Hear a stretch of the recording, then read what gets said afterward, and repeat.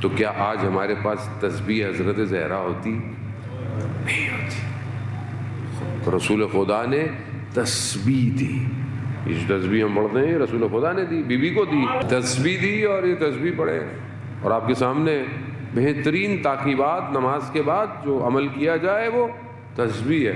برکت کتنی ہے؟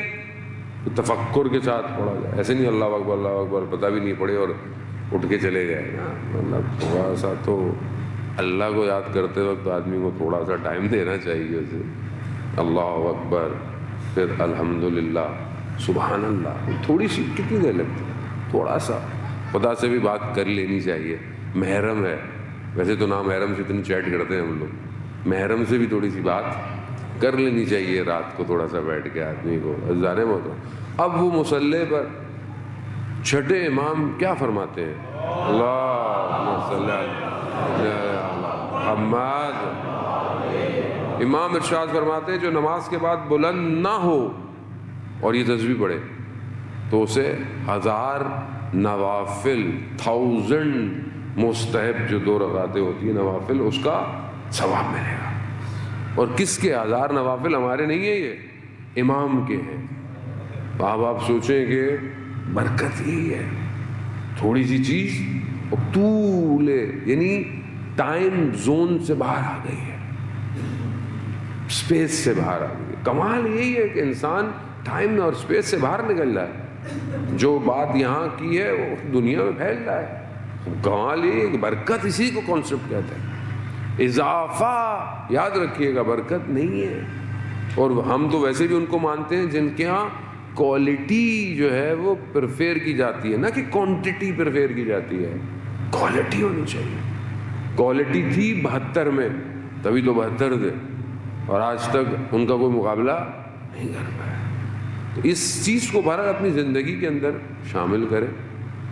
5 قرآن کی آیتیں پڑھیں لیکن توجہ سے پڑھیں، 20 آیتیں پڑھیں توجہ سے پڑھیں، کہا اپنی زندگی کو انہینس کرے۔ ظاہر محترم لائف ایسی تو بہت شارٹ ہے، پتہ تھوڑی ہوگا، یہ افسوس ہی رہ جائے گا۔ پروردگار نے اپنے نبی حضرت داؤد سے فرمایا کہ میں نے کچھ چیزوں کو کچھ چیزوں میں چھپا کے رکھا ہے، یعنی اس میں رکھا ہے، یعنی کچھ چیز آپ کو کامیابی چاہیے، کچھ چیز آپ چاہیے تو یہ کرو گے تو ملے گا، لیکن لوگ اس کو کسی اور چیزوں میں ڈھونڈتے ہیں۔ تو حضرت داؤد نے بولا پروردگار کیا؟ تو پروردگار نے کہا کہ میں نے عزت کو جو ہے اپنی اطاعت میں رکھا ہے، اور لوگ بادشاہوں حکمرانوں کی اطاعت میں ڈھونڈتے ہیں۔ وہ عزت چاہیے میری اطاعت کرو۔ لوگ کیا کہتے ہیں؟ لوگ آپ کے سامنے، لوگوں کو عزت چاہیے حکمرانوں، سلاطین، بادشاہوں کی اطاعت میں، کہ ہم ان کی عزت کریں، ان کے پیچھے رہیں گے تو ہمیں پھر عزت ملے گی۔ جبکہ خدا کا کہہ رہا ہے کہ میں نے عزت کو اپنی اطاعت میں رکھا ہے، میری اطاعت کرو۔ اور حدیث قدسی ہے کہ جسے میں کچھ دینا چاہوں اور دنیا اس کے مقابلے میں آ جائے تو دنیا کچھ نہیں کر سکتی، اور جسے میں کچھ چھیننا چاہوں اور پوری دنیا کے لوگ جمع ہو جائیں تو اسے کچھ نہیں دے سکتے۔ اطاعت خدا کے پاس۔ پھر پروردگار ارشاد فرماتا ہے کہ میں نے رضایت کو، یعنی راضی ہونے کو اپنے اس میں رکھا ہے، اور نفس کے مقابلہ کرنے میں، یعنی جو آپ کی خواہشات ہیں آپ اس کے اگینسٹ جائیں، خدا راضی ہوتا ہے۔ لیکن لوگ اپنی ڈیزائر کی انکمپلشمنٹ میں، اپنی نفس کی رضایت، نفس کو پورا کرنے میں میری رضایت کو ڈھونڈ رہے ہیں۔ کبھی بھی نہیں ہو سکتا، یعنی نفس آپ کا، اور وہ بھی نفس یعنی جو خواہشات کی طرف، دنیا کی طرف۔ وہ مشہور واقعہ ہے شخص جو ہے وہ اسلام کے مقابلے میں تھا، چھٹے امام کے دور کے اندر ہے ہر چیز، تو اس کے پاس کچھ سپر پاورز تھیں، وہ اشارہ کرتا تھا، یہ ہو جاتا تھا، تو چھٹے امام تک بات پہنچی تو انہوں نے کہا بھائی تمہیں یہ سب کچھ کیسے حاصل ہوا؟ تو کہا میں نے یہ ساری چیزیں اپنے نفس اپنے ڈیزائر کے اگینسٹ، یعنی میری خواہش اگر کھانے کو کر رہی ہے تو میں نے کہا میں نہیں کھاؤں گا، اس چیز کر رہی ہے تو میں نے اپنے نفس پہ کنٹرول کر کر میں نے یہ پاور کو گین کیا ہے. اور یہ ہے، آپ اپنے نفس پہ قابو کریں، کنٹرول کریں، آپ کو پاورز مل جاتی ہیں. وہ یہ کوئی بہت بڑی اتنی وہ نہیں ہے. آپ ہندوز مرتاز جو ہے وہ آپ کو دیکھا ہے کہ ٹرینوں کو کبھی روک لیتے ہیں اور اس طرح کی چیزیں آپ نے سنی ہوئی ہیں. تو یہ کوئی کمال نہیں ہے. جب انسان کو مطلب یعنی مسلمان ہونا، دین ہونا وہ الگ بات ہے، لیکن اس کی جو اپنی ایٹریبیوٹ ہے اگر اس کو کنٹرول کرے ساری چیزیں مل جاتی ہیں. امام نے اس سے پوچھا اچھا خدا کے بارے میں تمہارا نفس کیا کہتا ہے، اسلام کے بارے میں؟ تو کہتا ہے میرا نفس کہتا ہے کہ اس کو قبول نہیں کرو. تو کہا پھر اس میں اپنے نفس کے مخالف کیوں نہیں جاتے تم؟ یعنی نفس تمہارا کہہ رہا ہے کہ اسلام قبول نہیں کرنا تو اسلام قبول کرو. پھنس گیا تو اسلام قبول کر لیتا ہے. رسول پھر امام کی خدمت میں آتا ہے، کہا مولا جب میں مسلمان نہیں تھا تو بڑی پاورز تھی، اب تو سب چھن گیا، ہے ہی نہیں میرے پاس کچھ.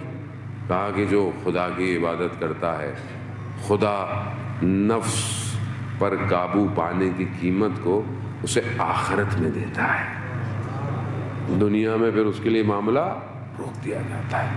عزیزان محترم، بہت بڑے عالم دین تھے اور نجف میں مولا کے حرم میں داخل ہو رہے تھے تو کسی شاگرد نے بولا کہ یہ فلانا شخص جس کا ہم نے آپ سے ذکر کیا انڈین ہے اور بہت پہنچی ہوئی شخصیت ہے، یعنی باطن کو پڑھ لیتا ہے. انہوں نے دھیان نہیں دیا، کہا نہیں مل لے کوئی فرق نہیں پڑتا. کہا چلو اچھا. انہوں نے کہا کہ چلو اس کو ٹیسٹ کرتے ہیں. تو انہوں نے کہا کہ اچھا میں کس کے بارے میں سوچ رہا ہوں، یعنی میرے اندر میں کس کے بارے میں سوچ رہا ہوں. اس میں تھوڑی دیر لگائی، اس کے چہرے کا رنگ بدلتا گیا، یعنی سرخ ہو گیا. کہا کیوں؟ کہا کہ جس کے بارے میں آپ سوچ رہے ہیں کہ جہاں بھی میں پہنچنا چاہتا ہوں وہ زمین کے اس حصے سے دوسرے حصے میں چلا جاتا ہے. تو کہا آپ کس کے بارے میں سوچتے ہیں؟ کون ہے جو ایک لمحے میں دنیا میں یہاں ایک لمحے میں دنیا میں آئے؟ کہا وہ کوئی اور نہیں، وہ ہمارے وقت کا امام ہے.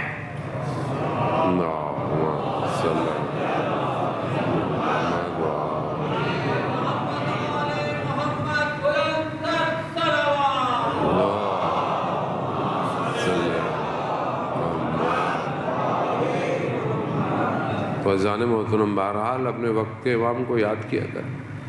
دعائے ندبہ میں پڑھتے ہیں زمین کا وہ کون سا ٹکڑا ہے جس نے آپ کو اٹھایا ہوا ہے، کون سا ٹکڑا ہے؟